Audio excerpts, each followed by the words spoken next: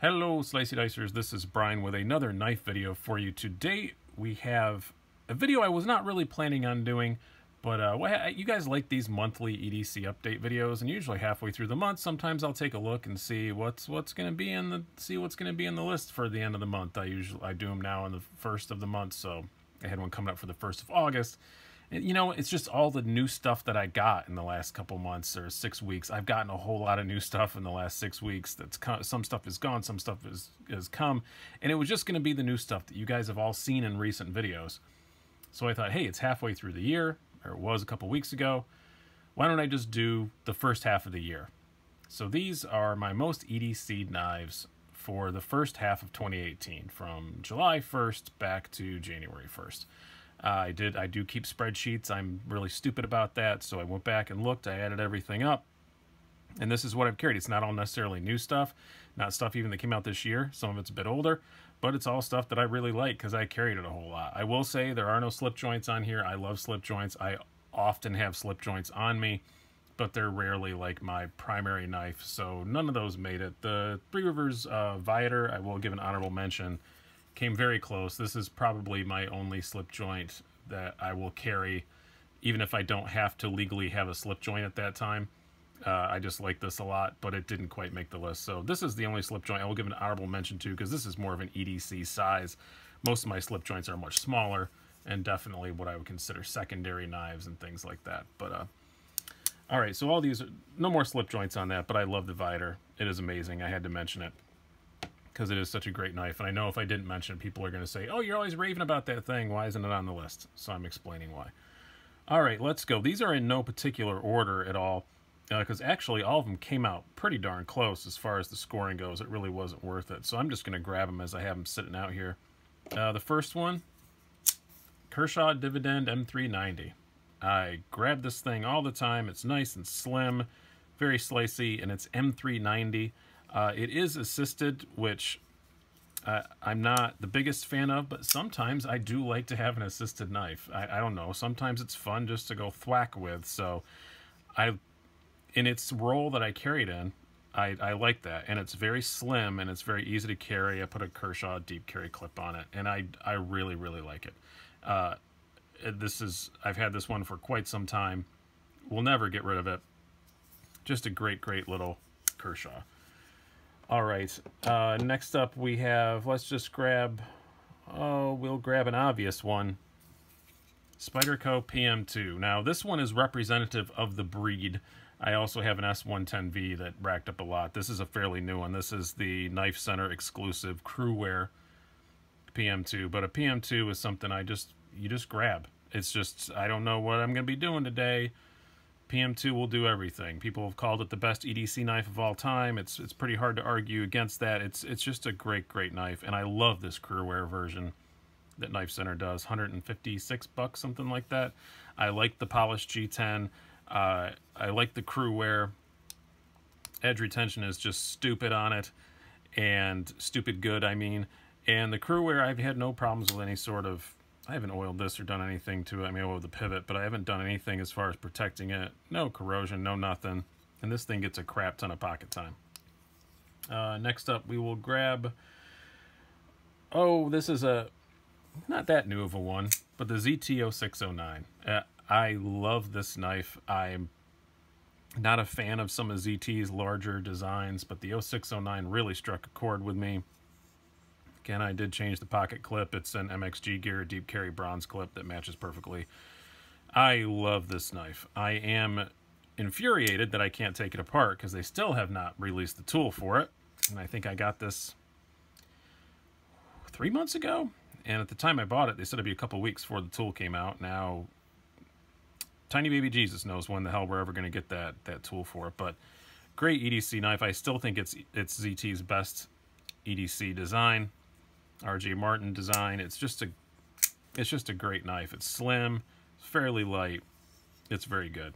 I'll try to link to all the reviews down below here, by the way, of all of these. Next up, on the other end of the budget spectrum, I think this is like $240. This is like $240. The Dividend, by the way, is like $80. The one I just had up there. This is the Ontario Rat Model 2, and again, this is indicative of the breed. I also have a, tan FRN handle version. This is the carbon fiber one. This is honestly the one I carry more often. The Rat Model 2 is just a great knife. Small, 3-inch blade, legal everywhere. This is the R2D2, obviously, the D2 steel one. I highly recommend this over the AUS 8 version. You're looking at, what, 35, 40 bucks, something like that, tops. I don't remember what this carbon one is. It's a few bucks more, but just a great all-around EDC knife. And it's under 3 inches, which in some areas of my city, I have to carry something under 3 inches. So this is one I grab a lot when I know I'm going to be in an area where I need the under 3 inches. And I don't know what the day is going to bring. In the carbon, it looks kind of classy. It doesn't look intimidating to anybody, but it's still got that awesome D2 blade shape, and it's just a great knife. One of the best budget knives you can possibly buy.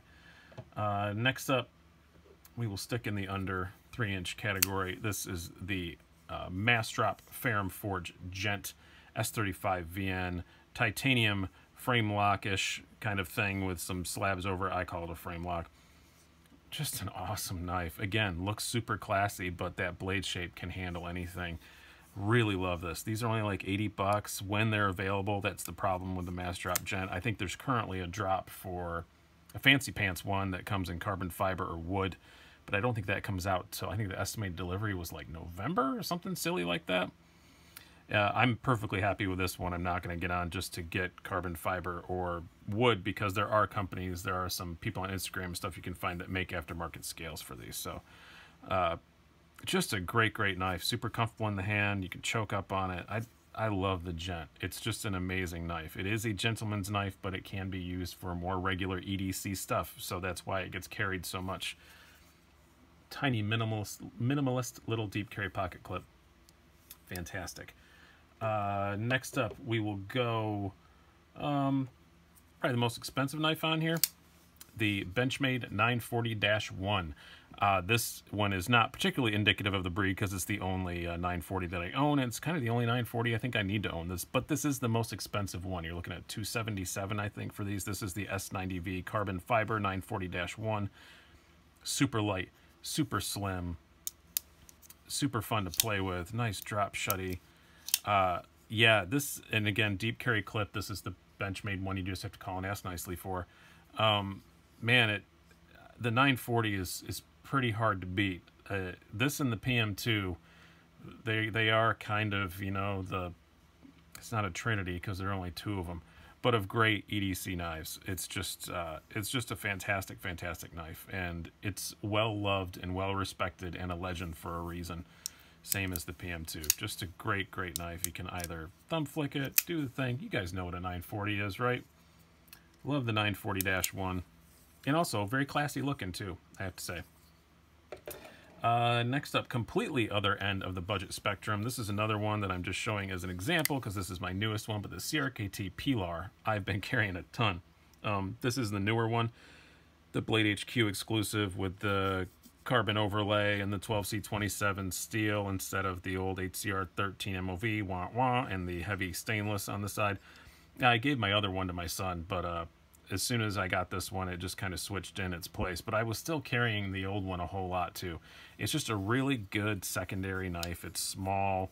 It's ergonomic as hell. I mean, I just love the way this feels in my hand. It just really does feel like you can really do some stuff with it, and you can. I've used the hell out of these things, and they're a great knife. I do wish it was better. This is the $50 version. I do wish that there was a $60, $70, $80. I wish there was a $150 version with really fancy materials to equal it. If it was titanium and carbon fiber and, you know, S35 or something, and it was 150 bucks, I'd still buy one. They're just a great knife. I really do love the CRKT Pilar. Jesper Voxnay's design, he is probably one of my favorite knife designers, just because all of his knives just fit my hands so well. Every one of his I've grabbed just fits my hands awesomely. What do we have left? Let's do another Spyderco.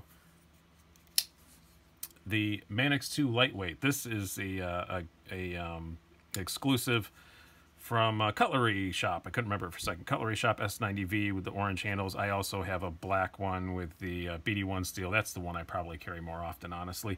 But I just got this, so that's why this particular one isn't on there. But a lightweight Mannix 2 of some sort. I love these things. They're super light, super easy to carry, and when it's time to just really get some work done, good full grip on them, very ergonomic. You can grab them a bunch of different ways, and I love the Mannix 2 design anyway. For ergonomically, I probably like it a little bit better than the PM2, honestly. And this is just a great example. And I actually kind of prefer the lightweights to the standard ones just because they are lightweight. They're not the prettiest thing in the world, but when you just got to get something done, Mannix 2 lightweight is awesome. And I'm becoming a fan of this orange one because I don't lose it. So that's nice. The black one I misplace all the time and can't find it in my garage. Next up, we got, what, 2 more left here. We have the Wii rectifier. I have not had this a whole lot, but man, I carried a lot. Again, under the 3-inch limit for me, so that's always really nice. And it's just so slicey, so well built. It's light, it's under 3 ounces. It's a great, awesome EDC knife. It's fantastic. This is probably my favorite thing that Wii makes, even of their more expensive, really crazy cool stuff. Maybe my Wasabi might be above it, but that's a $300 limited edition knife. But as far as just the one I'm going to carry the most, this is probably the Wii it is the Wii I grab the most. It's just a great knife, and it's under those 3 inches, like I said. So for me, that matters a whole lot. Just great quality ceramic bearings, just an awesome knife. Now, lastly, we have another Benchmade. This is the Bug Out. Not a big surprise. I'm raving about the Bug Out all the time. This is just the plain old one. They do have a new version with a gray blade and green handles. I think that's limited or something. I've thought about upgrading it. I've thought about getting aftermarket scales people make and stuff for them. But you know what? It's the way I carry this, it doesn't make any sense because this is just a really good user knife for me. It's super lightweight. It has a really great blade shape. S30V steel, it's good materials. If it snapped in half tomorrow, I'd be upset, but I could just go buy another one. It's not a ridiculously expensive knife. I think they're, what, 115 bucks. I just love it. Little minimalist deep carry clip and everything. It's just, this is a knife that I grab and think and I just grab it without thinking because it doesn't matter if I'm wearing really lightweight clothing or anything like that. It weighs nothing. So yeah, the Bug Out would be my final one. So that is my top 10. I didn't forget anything, right? Let me count here. No, I did not. So that is my top 10 of this first half of 2018. Expect the list at the end of the year to look totally different, and don't expect a monthly EDC update on August 1st, because this is kind of taking care of that.